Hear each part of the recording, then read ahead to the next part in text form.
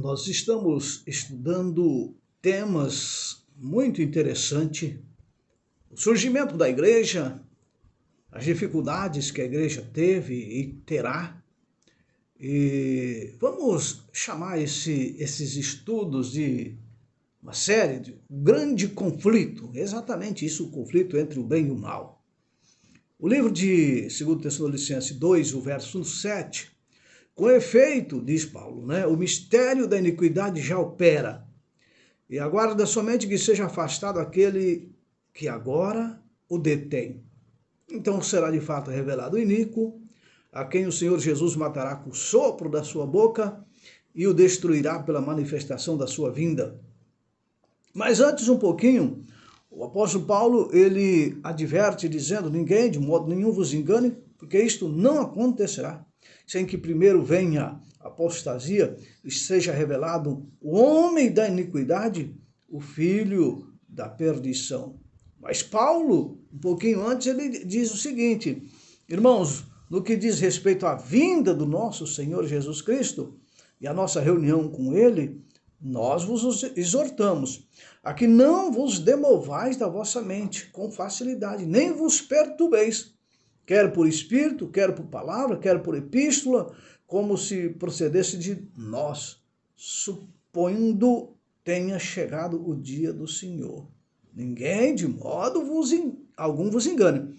E isso não sucederá sem antes que venha o filho do pecado, o homem da iniquidade, o filho da perdição. Então Paulo, ele está aqui declarando que o dia do Senhor não viria sem que primeiro viesse ou ocorresse a apostasia, ou seja, o homem do pecado fosse revelado, o filho da iniquidade, filho da perdição. E esse homem da iniquidade, esse filho da perdição, a Bíblia diz que ele se levanta contra tudo que se chama Deus. Olha bem, se levanta contra tudo que se chama Deus, ou é objeto de culto, a ponto de assentar-se no santuário de Deus, ostentando como se fosse o próprio Deus. Veja que coisa terrível. Como Satanás querendo assentar-se no trono de Deus, ostentando-se como se fosse o próprio Deus. Satanás disse: eu vou subir às mais altas nuvens, vou estabelecer o meu trono, serei semelhante ao Altíssimo. Mas aqui na terra ocorreria algo semelhante, o ser humano assentando-se no trono e dizendo: eu sou Deus, me adore. E Paulo, ele diz: olha, o mistério da iniquidade já opera. Desde os dias de Paulo, ele já estava vendo erros insinuando-se na igreja, erros que preparariam o caminho para o homem da iniquidade, certo? Então, pouco a pouco, o mistério da iniquidade levou a sua obra avassaladora. Os costumes do paganismo foram tendo ingresso na igreja cristã.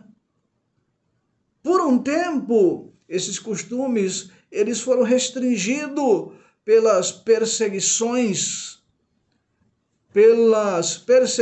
que se pôs a caminho dos cristãos. E então, por causa da perseguição, o paganismo foi assim, bastante disfarçado, ele foi restringido, o tempo dele entrar com mais ênfase dentro do cristianismo.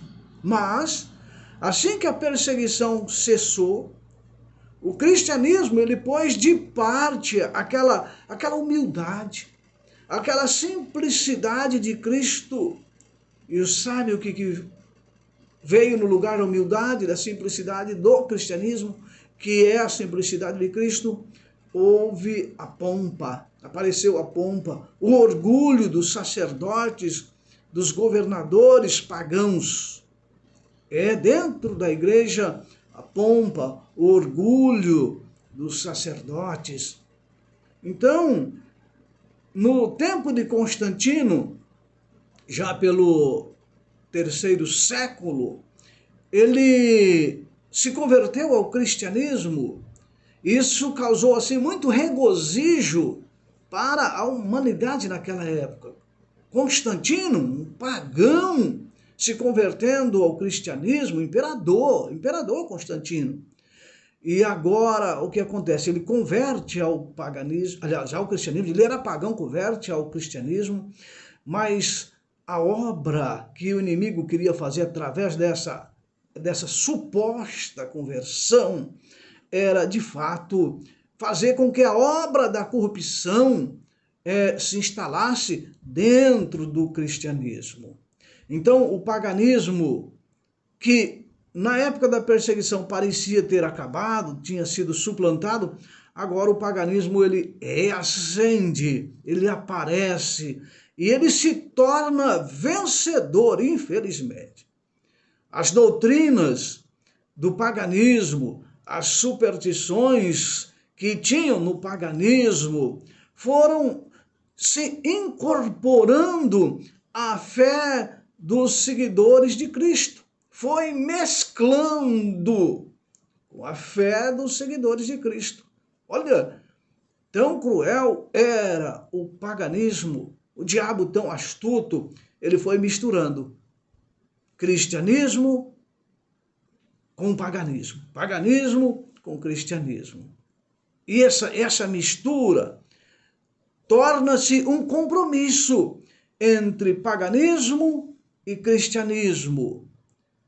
E esse compromisso, essa aliança, essa mistura, vai levar pagãos e cristãos não sinceros, a exaltar o homem da iniquidade, o filho da perdição que diz Paulo. Esse compromisso, ele vai criar a falsa religião, como diz Paulo, como estava profetizado. Satanás usa esta mistura de paganismo e com cristianismo como a sua obra-prima para perverter as verdades da profecia, as verdades da palavra de Deus. E agora, então, o inimigo, em seu esforço, ele faz com que o homem da iniquidade assente-se no trono. E agora ele tenta governar a terra religiosamente, segundo a sua vontade, não segundo a vontade de Deus, não segundo as Escrituras, segundo a vontade do homem.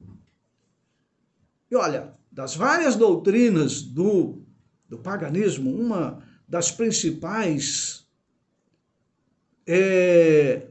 foi que o poder papal ou o papado, ele tivesse ou fosse investido de toda a autoridade, de autoridade suprema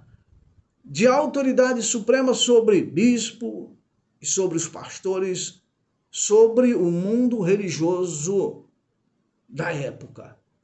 Ora então, o Papa, ele é a autoridade suprema, ele é o representante de Cristo, ele é o cabeça da Igreja Universal, ele é o Senhor sobre os bispos, sobre pastores, sobre toda a liderança religiosa. Ele é, tá? E esta palavra, Papa, significa Santo Pai ou Senhor Deus. Isso denota um título infalível. Infalível. Então, percebemos assim a mesma pretensão em que Satanás se propunha lá no deserto da tentação. Agora é apresentada essa pretensão na igreja de Roma. A igreja de Roma, aonde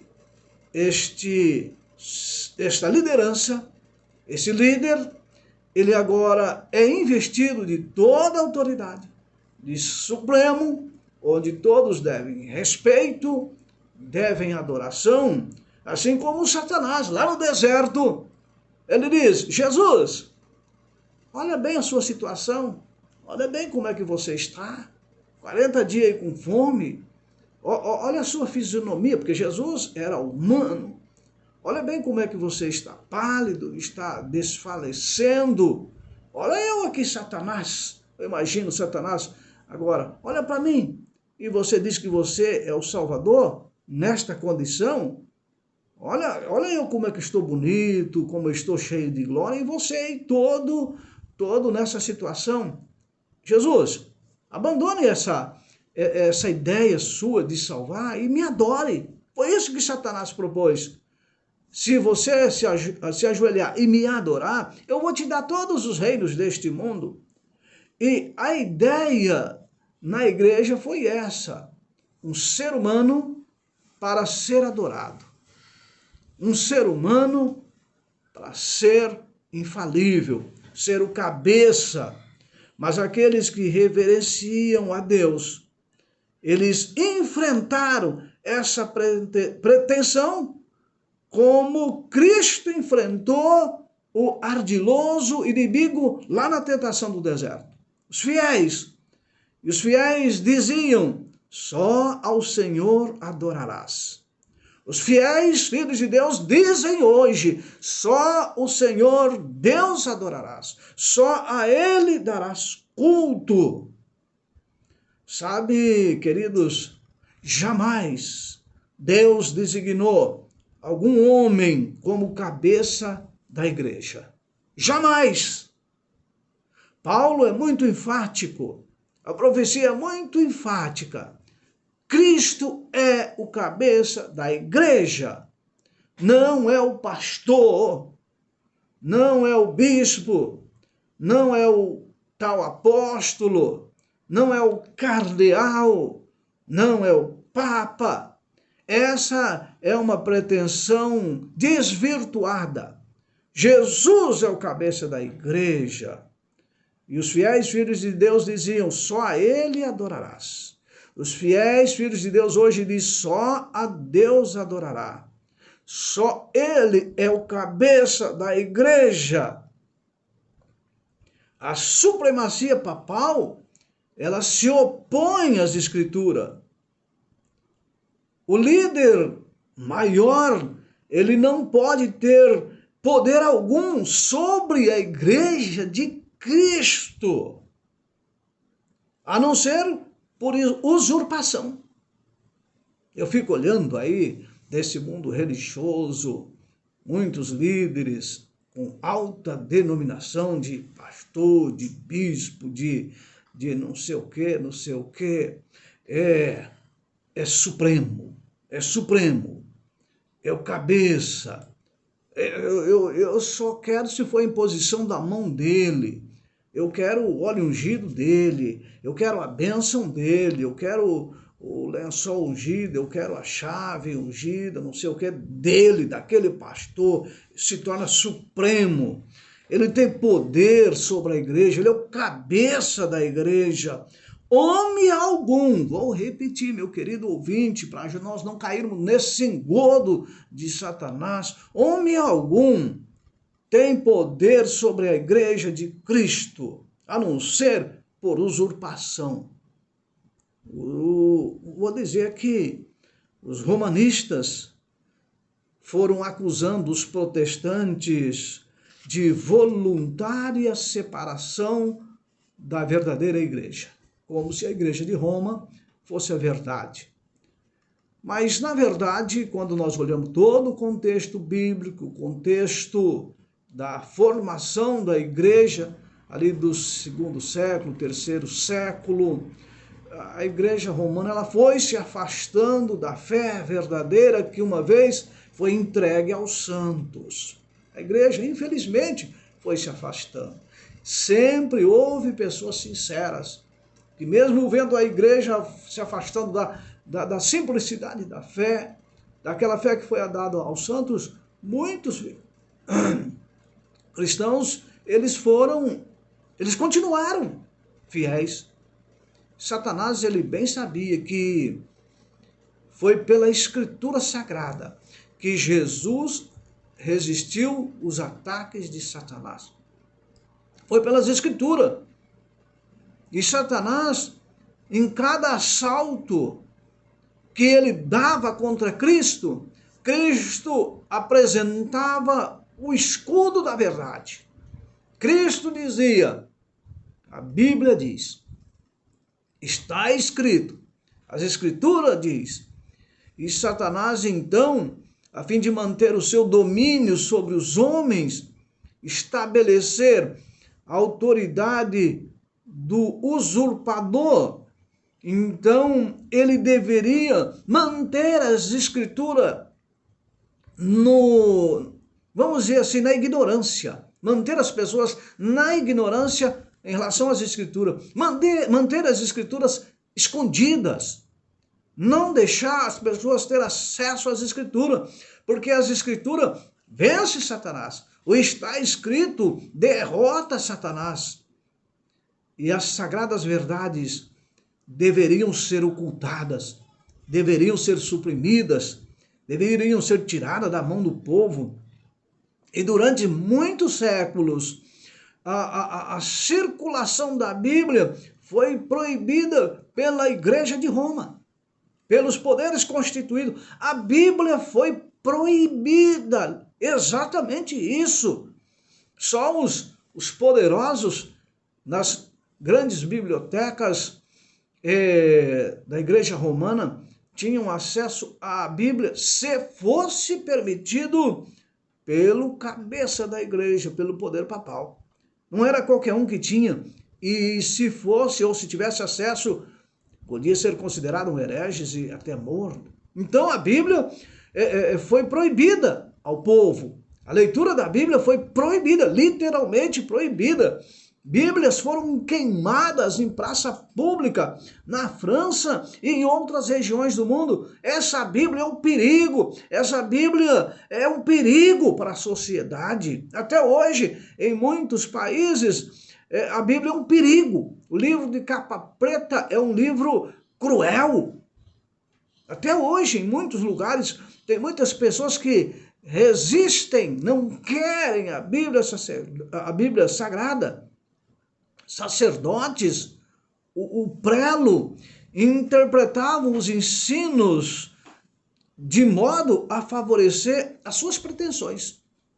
Os sacerdotes, o prelo, tinha acesso à Bíblia, aqueles que tinham, mas aí eles interpretavam ela de acordo a ter validade ou de acordo a favorecer a sua interpretação. E com isso, o erro foi penetrando no seio da igreja. E com isso, o poder papal, ele veio a ser quase universalmente reconhecido como o vigário de Cristo na terra, ou seja, como o substituto do Filho de Deus na terra. Por quê? A Bíblia que dizia que Jesus Cristo é o cabeça da igreja, a Bíblia dizia que o Espírito Santo era o representante legal de Cristo aqui na terra.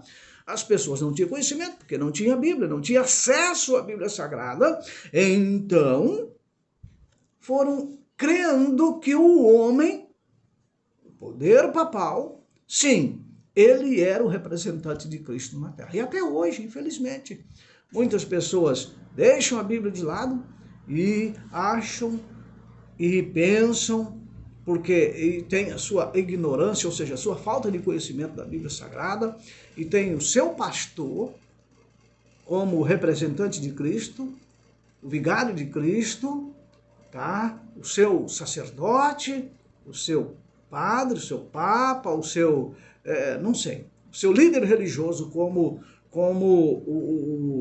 vamos dizer, o vigário de Cristo, ou seja, o representante de Cristo aqui na terra. Isto é falta de conhecimento das Escrituras. Nenhum homem, a não ser por usurpação, é dono da igreja de Deus, ou tem poder algum sobre a igreja de Cristo. Entendamos isso. Homem algum pode ser o tal mais famoso líder religioso do mundo. Não tem, a não ser por usurpação. E o que o inimigo fazia? Sabe que o está escrito o derrota. O está escrito diz para Satanás: você é enganador. Então, o que o diabo vai fazer? Vai tirar a escritura da mão do povo. O diabo, ele é tão esperto, uma lenda, diz que o diabo, certa vez, ele fez uma reunião com os seus demônios. Isso é uma lenda. E como é que nós vamos fazer para continuar enganando o povo?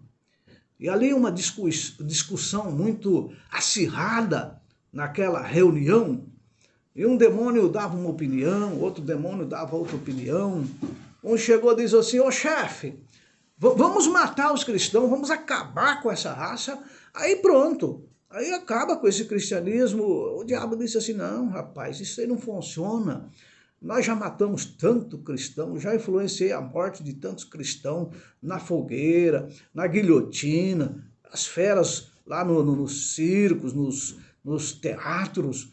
E quanto mais matava, mais se convertia. Não, essa ideia não funciona. E de repente um demôniozinho lá do cantinho, aquele mais simplesinho, vamos assim dizer, disse: ô chefe, deixa eu dar uma opinião para você. Que tal nós deixarmos a Bíblia na mão do povo? Que tal nós deixarmos a Escritura na mão do povo? Que tal nós criarmos muitas igrejas, uma em cada esquina, mas não vamos deixar o povo ler a Bíblia. Deixa a Bíblia na mão do povo. Crie-se muitas igrejas, mas nós vamos estar lá, não deixando o povo ler a Bíblia, não deixando o povo estudar a Bíblia, entender a Bíblia. E o diabo olhou para aquele demôniozinho e disse: rapaz, a tua ideia é diabólica mesmo. É a melhor ideia. E agora o que acontece? A Bíblia está na mão de todo mundo. Todo mundo que professa ser cristão tem uma Bíblia. Não é como 50 anos atrás, que às vezes era difícil uma Bíblia. Hoje todo mundo tem acesso à Bíblia de forma remota. Aí na sua mão, você anda com um smartphone, um celular na mão, abaixa o aplicativo, você tem a Bíblia. Mas o diabo diz: deixa que o povo tenha a Bíblia, mas não vamos deixar o povo estudar a Bíblia. E é isso, o povo tem a Bíblia na mão, mas não estuda a Bíblia. Ou se estuda, toda regra tem exceção, tá, meus queridos ouvintes? Toda regra tem exceção, tá? Então, mas muitos estudam a Bíblia pela sua própria interpretação, para satisfazer as suas pretensões, né? Para satisfazer, torce as escrituras. Esse é um perigo. Então, tire a Bíblia da mão do povo, cria-se um povo ignorante. Foi essa a ideia nos dias ali chamado de Idade Média, a Idade Escura. Hoje o diabo diz: põe a Bíblia na mão do povo, mas não deixa esse povo. As pessoas abrem a Bíblia lá em casa, deixam lá sobre a estante, lá no Salmos 91, por exemplo, que as pessoas gostam muito, e acham que só por estar a Bíblia aberta ali no Salmo 91 vai resolver todos os problemas da sua vida. A página do Salmo 91 chega a estar amarelada, mas não olha um outro verso, não tem uma busca verdadeira, e o diabo vai fazendo o quê? Vai enganando. Eu vou dar um exemplo para vocês. A profecia, ela declara que o papado havia de cuidar em mudar os tempos e as leis. Daniel 7,25 é muito claro nisso. O poder de Roma ia tentar mudar os tempos e a lei, a fim de promover um substituto para a adoração dos ídolos, a adoração de imagens, as relíquias foram sendo introduzidas no cristianismo, conforme a profecia diz aqui. Então, os decretos de concílios que foram estabelecendo teorias, doutrinas doutrinas idolátricas para a igreja. Concílios se reuniam para estabelecer idolatria na igreja. E Roma se atreveu a eliminar da lei de Deus o segundo mandamento. Certo? Como estava profetizado, mudar os tempos e a lei. Vamos eliminar o segundo mandamento, que proíbe a adoração de imagem. E aí, vamos dividir o 10º mandamento em 2, e assim vai continuar 10 mandamentos. Vai continuar 10. Aí, nós dividimos o 10º em 2, uma parte do 10º a gente coloca ali, e fica 10 mandamentos, a mesma coisa. Tá certo? Então, líderes não consagrados da igreja tripudiaram também sobre o 4º mandamento, pondo de parte a observância do santo sábado, do antigo sábado, o dia que Deus abençoou e santificou e chamou o seu povo para um dia específico de adoração. Lá no lugar deste 4º mandamento, eles exaltaram a festa observada pelos pagãos como venerável dia do sol. Sunday, dia do sol, em inglês. Então, nos primeiros séculos, o verdadeiro sábado foi guardado por todos os cristãos. Olhe na Bíblia, olhe na história. Mas Satanás, ele operou a fim de realizar o seu objetivo, mudar essa questão. O domingo ele foi transformado em festividade, foi transformado em honra à ressurreição de Cristo. Atos religiosos eram nele realizados, considerado um dia de recreação, mas ainda o sábado ele era santificado por muitos cristãos. E Satanás induziu os judeus antes do advento de Cristo, agora vamos voltar lá antes do advento de Cristo, em sobrecarregar o sábado com as suas mais rigorosas imposições. Os judeus foram induzidos pelo diabo a sobrecarregar a guarda do sábado, tornando o sábado um fardo. Agora eles tiraram vantagem da falsa luz em relação ao sábado e começou a lançar desdém sobre o sábado como sendo uma instituição judaica. Esse mandamento é dos judeus, é o sábado judaico, é de Moisés. Até hoje esse desdém recai sobre o santo sábado, até hoje. Obra do Satanás. Esse é mandamento de judeu. Você entendeu? O que o diabo faz? Ele mexe na lei de Deus, ele tira o 4º mandamento e institui o domingo como dia da ressurreição. Veja que o diabo é esperto, ele não abole totalmente a questão religiosa, não. Vamos dizer que é o dia da ressurreição, um dia em homenagem à ressurreição, e por isso esse dia é santo, né? E agora então, os judeus, lá na época de Cristo, a guarda do sábado, a pessoa não podia cuspir no chão, estava alimentando as plantas, era pecado. As pessoas não podiam carregar um lenço, porque estava carregando um fardo, era pecado. As pessoas não podiam desamarrar o seu jumento, né? Porque era pecado. As pessoas não podiam andar mais do que tantos metros. Era um tanto de leis em relação ao sábado, que o sábado se tornou um verdadeiro fardo. Mas era lei judaica, não era de lei de Deus. Era aqueles fariseus, aqueles líderes religiosos, não estava no mandamento aquele monte de regra. Agora o diabo fez, legal, eu pus um fardo sobre o sábado e agora vou fazer mais. Vou fazer com que as pessoas pensam que o sábado é um dia pesado, para não guardar o sábado. O domingo é um dia de festividade, um dia livre, é diferente. O sábado é judaico, não é do nosso tempo. Então, grande parte dos cristãos prosseguiam observando o domingo como festividade prazenteira, e ele os levou a fim de mostrar o ódio ao judaísmo. O sábado é judeu, tenho raiva dos judeus. criando ódio ao judaísmo por eles guardar o sábado. Os judeus até hoje guardam o sábado, sabiam disso? Você vai em Israel, os verdadeiros judeus até hoje guardam o sábado. E então, o ódio aos judeus vem disso também. Vem disso, muitos até hoje, principalmente lá a questão de Hitler, ódio aos judeus, tem a ver com eles serem fiéis aos mandamentos de Deus.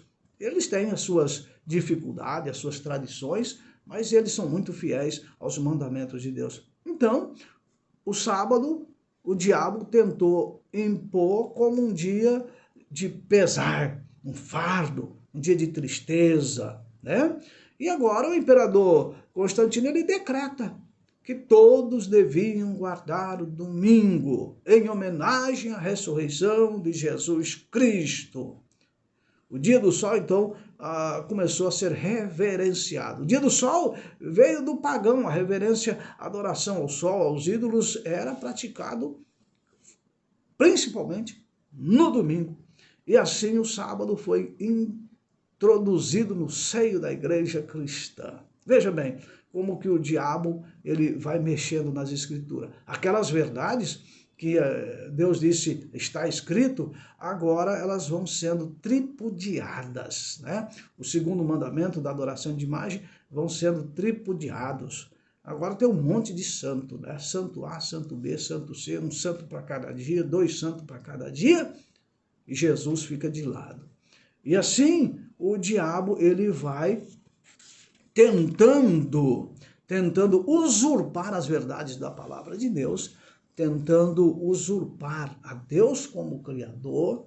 E eu e você, como é que estamos neste jogo religioso? Vou chamar de jogo, que é o jogo do diabo. Deus não tem jogo. Deus não mexe com jogo. Deus chama eu e você. Vinde a mim. Eu sou o caminho. Eu sou a verdade. Eu sou a vida. Tá? E nós vamos ver no sábado passado o que o vigário de Cristo buscou fazer e como ele continuou essa obra nefasta de continuar investindo contra as verdades de Deus, colocando à parte as verdades da palavra de Deus. Abramos os olhos, abramos a mente. O diabo continua trabalhando duro para que o assim diz o Senhor seja revogado e o assim diz o homem seja exaltado. O assim diz o homem esteja em primeiro lugar. E o assim diz as Escrituras, diz os mandamentos, diz a lei, fica em segundo plano. Cuidado, fique esperto. Tenhamos a busca do Espírito Santo para não cairmos nos grandes erros do inimigo Satanás e continuar professando ser cristãos. Isso é perigoso, porque mesmo sendo cristão, vamos nos perder se não estivermos de acordo com a vontade de Deus, o caminho que é Jesus. Vamos orar? Pai querido, te louvamos, te agradecemos pelas orientações da tua palavra. Abra nossa mente, abra o nosso coração. Põe a verdade em nossa vida, Pai, somente a verdade, porque Tu és o caminho, és a verdade e a vida. Abençoe nossos queridos ouvintes, dê-nos um sábado abençoado, um bom final de semana, em nome de Cristo Jesus. Amém e amém. Meus queridos, desejo a você um feliz sábado, um bom final de semana. Espero você no próximo programa, se assim Deus nos permitir. E até lá.